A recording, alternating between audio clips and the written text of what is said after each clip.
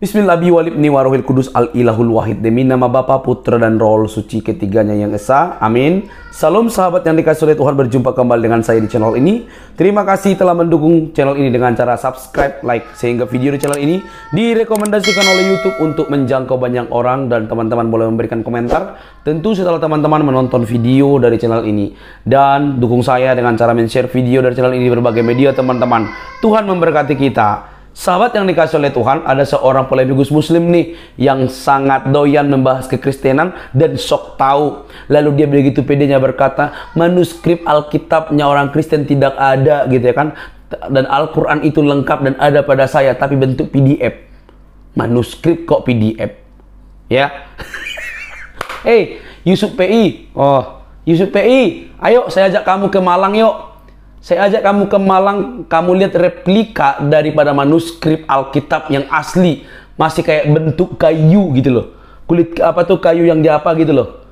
Kok manuskrip pakai ini, pakai PDF? Ah, kau kadang-kadang ini. Lalu dengan pedenya berkata dia, Alkitabnya orang Kristen itu tidak memiliki manuskrip yang lengkap segala macam. Hello, kamu belajar di mana? Oke, teman-teman, tidak berlama-lama. Kita lihat dulu teman-teman videonya. Manusia yang begitu pede ini, namun di saat yang sama teman-teman ditampol oleh profesor Islam sendiri. Ingat, orang ini begitu pede, mengklaim itu ditampol, dibabat oleh profesor Islam sendiri yang membantah argumennya sendiri teman-teman.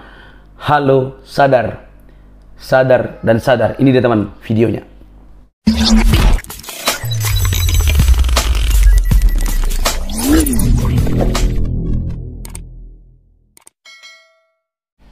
Saya terlahir sebagai muslim dan mempunyai kitab Al-Quranul Karim, karena Al-Quranul Karim itu dijaga oleh Allah Subhanahu wa Ta'ala sampai sekarang. Teks Bible mereka itu sudah hilang, tidak ada. Sedangkan manuskrip Al-Quran kita masih lengkap, dari Al-Fatihah sampai An-Nas. Nah, saya mempunyai manuskrip dari data yang dari sejak zaman Utsman bin Affan. Kalau antum mau, silahkan hubungin saya. Saya akan berikan PDF-nya. Berbeda dengan mereka yang sudah tidak ada manuskripnya, tidak ada teks aslinya, tidak ada naskahnya. Paling naskah-naskah yang ditemukan seperti naskah Laut Mati, katanya gitu ya. Nah, itu mereka tidak mempunyai manuskrip satu biji Bible mereka. Berbeda dengan Al-Quran kita. Maka dari itu mereka dapat dengan gampang gitu untuk mengubah kitab mereka sendiri. Oke teman-teman yang dikasih oleh Tuhan, mari kita tertawa sejenak dulu untuk melihat kelucuan daripada polemikus muslim yang satu ini. Anak kemarin sore yang begitu pede tampil dengan berkata bahwa Alkitab itu tidak memiliki manuskrip yang lengkap. Halo, lu kalau mau jauh lebih main lagi, nggak usah deh keluar negeri deh, tak usah. Nggak usah lo pergi ke museum-museum yang bagaimana manuskrip Alkitab disimpan dengan baik sampai saat ini. Nggak usah pergi ke sana. Kamu pergi ke Malang saja, atau kalau kau bersedia ke Malang itu ada loh, dimuseumkan di sana, ada bentuk-bentuknya. Jadi kalau kamu berkata, aku memiliki manuskrip Al-Quran bentuk PDF, saya juga mungkin bisa download tanpa nggak kau kasih itu yuk. Tapi apakah itu manuskrip? Kan PDF, apakah kamu yang buat? Apa kamu sudah teliti bagaimana karbon dan segala macamnya? Ya enggak kan, kamu hanya mendapat PDF-nya doang, kan gitu. Nah, tapi kamu begitu pede mengomentari bahwa Alkitab itu tidak memiliki manuskrip, padahal kita masih punya lengkap.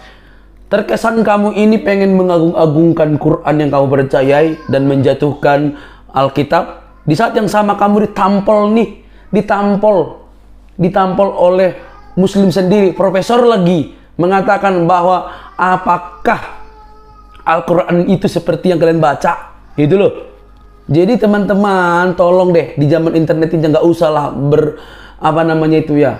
kayak berlaku di zaman jahiliyah, mudah kali dia omongin begini tapi nggak dapat fakta gitu loh. Ya, nih teman-teman, orang ini ditampol profesor Islam sendiri bahwa Al-Quran yang masuk ke Indonesia itu sudah direvisi tahun 1924 masuk Indonesia. Halo, ngaca. Oke, ini dia man videonya. Seberapa yakin kita bahwa Al-Quran teksnya sudah fix seperti yang kita lihat sekarang itu pada periode Abu Bakar dan Utsman bin Affan. Kita sangat meyakini memang bahwa kitab Al-Quran yang sampai kepada kita sekarang itu diproduksi pada periode Utsman bin Affan. Ya, itu keyakinan kita. Ya, kalau Anda lihat Quran yang ada di depan kita ini, kita yakini ini adalah kitab yang sama yang diproduksi pada periode Utsman bin Affan. Ya. Jangan salah, kitab yang ada, Al-Quran yang ada di depan kita itu diproduksi tahun 1924 di Kairo. Ya, belakangan sekali. Jadi kitab Quran standar yang ada di mana-mana, termasuk yang depan kita sekarang, itu adalah produk dari komite yang dibuat oleh Menteri Dalam Negeri di Mesir dan terbit pertama kali tahun 1924. Dan kenapa kemudian lahir menjadi kitab standar? Karena waktu itu, seperti halnya sekarang, Mesir itu menjadi kiblat orang-orang yang ingin mencari ilmu dari berbagai negara. Nah, para mahasiswa yang datang ke Mesir itu umumnya membawa Qur'annya sendiri-sendiri.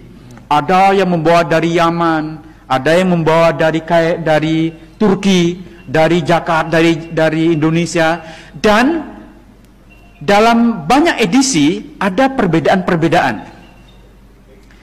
Ya, kan terutama di Yaman, di Maroko, mereka membaca Quran dengan cara berbeda dengan kita. Itu harus kita tahu, ya. Dan kita juga tahu bahwa minimal ada 7 bacaan Quran yang dibenarkan. Jadi ketika Al-Quran versi tertentu dari yang diterbitkan oleh satu negara berbeda, bukan salah, karena mereka menuliskan itu sesuai dengan bacaan yang mereka ikuti. Bacaan yang umumnya diikuti oleh kita di Indonesia itu bacaan Asim. Ya. Nah, di negara-negara lain mereka menggunakan bacaan yang berbeda. Nah, ini bagi pemerintah Mesir dikhawatirkan akan membingungkan ketika mahasiswa dari berbagai negara itu membawa Qur'annya dengan versi yang berbeda-beda. Maka kemudian dibentuklah satu komite untuk menyatukan versi Al-Quran. Setelah melalui berbagai perdebatan, karena banyak yang tidak setuju, termasuk juga untuk mencetak Al-Quran, karena khawatir bahannya najis katanya, apalagi mesinnya dibuat oleh orang kafir. Jadi banyak yang tidak setuju bahwa Al-Quran itu akan dicetak. Tetapi walaupun ada banyak penolakan, komite yang dibentuk oleh Kementerian Dalam Negeri di Mesir berhasil menerbitkan pertama kali tahun 1924. Karena sokongan rial Saudi Arabia yang luar biasa, maka kemudian dengan sponsor uang Saudi, Al-Quran yang diterbitkan tahun 24 itulah yang kemudian disebar ke seluruh dunia, termasuk yang kita miliki di Indonesia sekarang. Jadi Al-Quran standar yang kita miliki itu produk tahun 1924. Ya. Nah, oke, sudah. Tapi kan bukankah di depannya ditulis Rosem Osmani? Ya. Setiap Quran biasanya dipakai atribut Rosem Osmani. Artinya ini naskah berasal dari Utsman. Itu kan yang kita yakini. Oke, baik. Tapi apakah benar Al-Quran yang kita memang ini sensitif ya? Saya sebenarnya takut ngomong Quran itu. Iya, atau kita skip Qurannya, karena ini kitab suci yang paling sensitif kita omongin. Ntar saya dibilang ini kok mengkritik Al-Quran. Saya tidak mengkritik Al-Qurannya ya. Ini harus Anda pahami. Yang saya persoalkan itu adalah sejarahnya, sejarah teks, pemahaman historis kita tentang bagaimana Al-Quran ini terbentuk. Jadi jangan salah, nanti ada yang ngutip, ini katanya orang lahir di barat, ngajar di barat mengkritik Al-Quran. Tidak benar, saya tidak mengkritik Al-Quran. Yang saya persoalkan adalah pemahaman historis kita tentang bagaimana Al-Quran sampai kepada kita sekarang? Itu yang menjadi concern saya. Ya. Jadi seperti halnya kitab-kitab suci agama lain, Al-Quran pun sebenarnya formasinya atau kanonisasinya menjadi kitab yang ada sekarang itu terjadi secara gradual. Kalau Anda baca kitab Ibnu Abi Daud Al-Sijistani yang berjudul Kitabul Masahif, ya, bahkan judulnya saja menarik, Kitabul Masahif. Artinya Masahif itu jamak dari mushaf. Artinya lebih dari satu mushaf, ada banyak mushaf. Ya.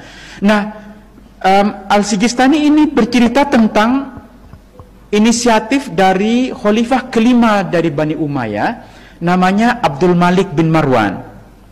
Jadi Abdul Malik bin Marwan, khalifah kelima dari Bani Umayyah, bersama gubernurnya di Irak bernama Hajjaj bin Yusuf, mereka berdua membentuk satu komite untuk mengedit Al-Quran. Coba bayangkan, proses editing Al-Quran itu masih terjadi pada masa Abdul Malik bin Marwan. Dan di antara anggota komite yang dibentuk oleh Abdul Malik bin Marwan ini, mereka berjumlah 6 orang, itu terjadi perdebatan tentang bagaimana ini dibaca, apa yang perlu dimasukkan, apa yang tidak dimasukkan.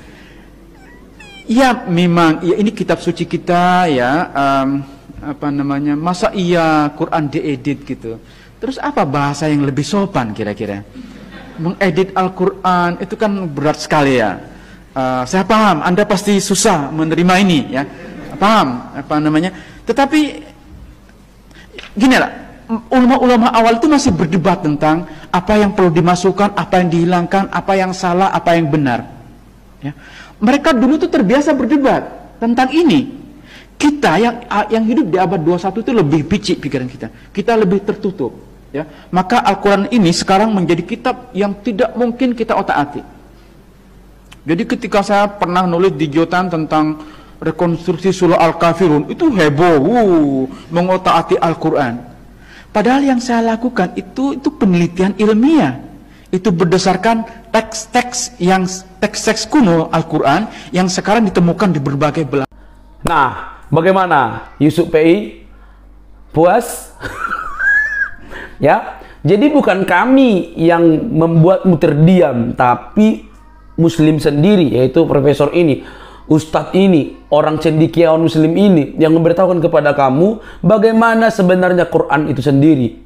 Lantas kami tidak berbangga juga. Untuk apa berbangga? Justru kami pengen kamu itu lebih berbenah daripada kamu sibuk nuduh bahwa Alkitab orang Kristen itu tidak punya manuskrip. Lebih baik kamu sibuk mencari tahu tuh kronologi dan juga bagaimana penulisan Quran. Karena setelah ini teman-teman, saya akan putarkan kembali bagaimana banyak ayat-ayat Quran yang dimakan kambing. Aduh, fakta di zaman internet ini tidak bisa lagi ditutupi. Semua terbuka menderang, terang menderang maksudnya ya. Siapa dia teman? Ini dia. Bagaimana Quran itu dimakan kambing. Krauk, krauk, krauk, krauk. Wah.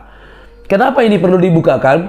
Supaya teman-teman juga dapat belajar. Jangan asal klaim, apalagi lebih doyan membahas kekristenan, membahas Alkitab, membahas Yesus, membahas yang lain. Bahas tuh Quranmu dan juga hadismu, itu jauh lebih penting bagimu dibandingkan membahas kekristenan yang bukan kitabmu, gitu loh. Nah, ini dia teman videonya. Abdul, it's all over in your book, it's all over in your translation, and for us as a Christians, we are the guardian of our faith.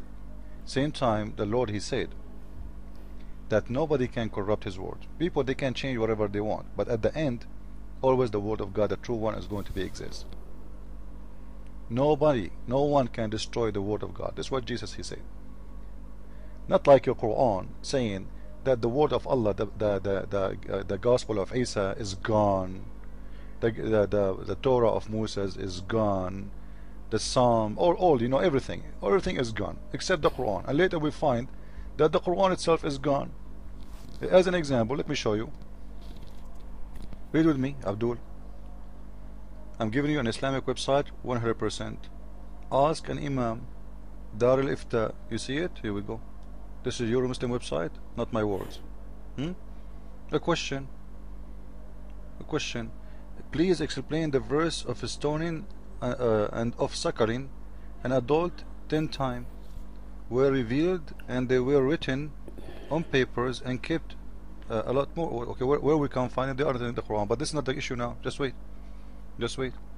Umar al-Khattab, he said, they asked Umar, how many verses are contained in the chapter of Al-Ahzab? I said 72 or 73. He said it was almost as long as the chapter of the cow, which contained a 287 verse. Okay, just wait. If the chapter of Al-Ahzab have 72 or 73, this is what the hadith is saying. Okay, so if we take from the 286, I'm doing it right now in the calculator just to show you. I want to be sure. I'm not going to make just from my head. Minus, let us make it 73 just to make you happy.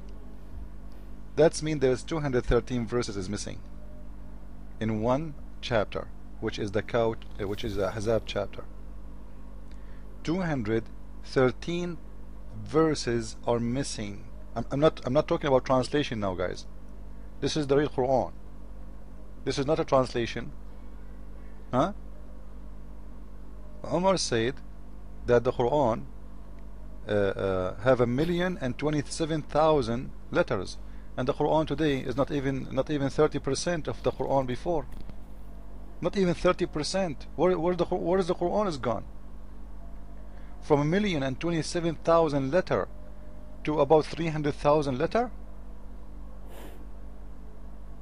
Actually, this is this than 30%. Maybe this is 20% of the Quran is what we have today. So when Muslims they speak about preserving the Quran, it's a joke. Where we can find the chapter of Ar-Rajm, as you see in the question here, the stoning to death, where we can find it? It's not exist no more. It's gone. The goat ate it. Where we can find the chapter of suckling, 10 times suckling? Where we can find the 5 times suckling?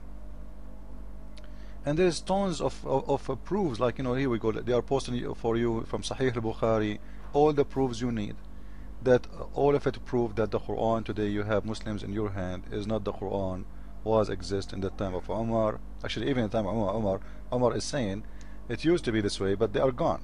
So even from the time of Umar is gone. From the time of Umar, not after 200 years. Which means in the time when Uthman he collected the Quran, those verses are gone, disappeared.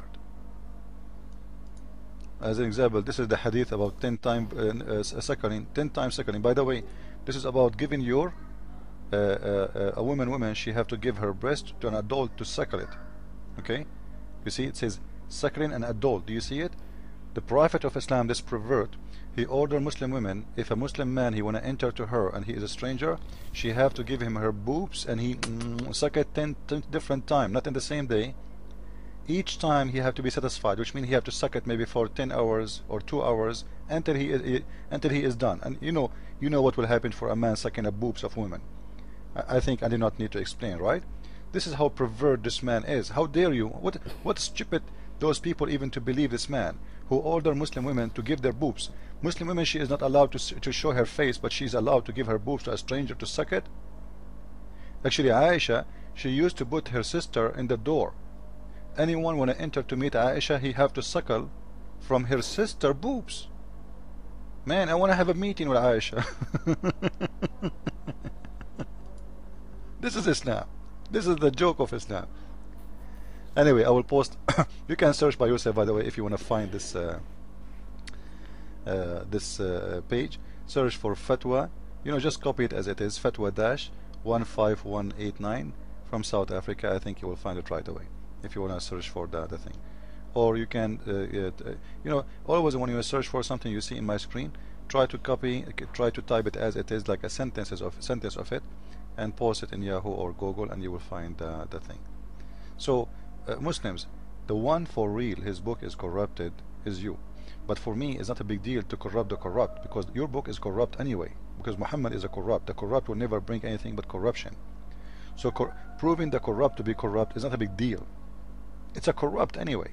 Like let us say Muhammad, his book never been corrupted. It's corrupt already because it's false. You know, what kind of God you do not remember which one he created first, the heaven or the earth? You don't remember which one he finished first, the earth or the heaven. One verse he says the heaven, one verse he says the earth. Go and read chapter 41 and read verse number 9 to 12, and then go and read chapter 79 and read it from verse 27 all the way to 33, and think about it. How God cannot remember which one he finished first? It's a joke. Or God says that women have a sperm and the sperm is coming from their ribs, etc. Or the baby is created from a clot. Dead blood grow and became a baby. Anyway, I hope you guys enjoy this video, and too bad that those 10 suckling verses they are not in the Quran. Too bad. I guess if they are still exist, a lot of people will convert to Islam to practice this. And by the way, Muslims, why you don't practice it? Don't you want to follow the Sunnah, brother? Oh, because you are more decent than your prophet. You will never let your wife doing it, huh? Okay. A bunch of potatoes. Christ is Lord. Islam is false. It's evil. It's a cult. It's made by a dummy for dummies. See you. Nah, saya rasa kita sudah mengerti ya teman-teman. Jadi apa yang diocehkan si polemik muslim ini tidak punya dasar dan dalil yang tepat, karena dia tidak memiliki ilmu untuk itu. Bahkan ilmunya untuk Quran pun mungkin tidak ada. Buktinya profesor tadi menghantam balik dia, katanya manuskripnya masih lengkap. Manuskrip kok lengkap, udah dimakan kambing, ada yang dibakar segala macam. Bagaimana mau bilang manuskripnya lengkap? Ya saya nggak tahu lah, itu urusanmu. Tapi yang mau saya katakan adalah, daripada kamu sibuk mengurusi kekristenan, mending sibuk mengurusi Quran dan hadis-hadismu. Lihat itu dari profesor Islam tadi, dan juga yang disampaikan oleh video yang terakhir itu, bagaimana Quran itu krauk dimakan kambing, teman-teman. Jadi ini diputar supaya teman-teman boleh berbenah dan mencari tahu bagaimana sebenarnya Quran itu, dan bagaimana sebenarnya nilai-nilainya atau bagaimana cara penyusunannya. Oke, sampai di sini teman-teman video saya. Jika ada kata-kata yang salah, mohon dimaafkan. Oke, jangan lupa untuk mensubscribe, like, comment, share channel ini. Bye-bye.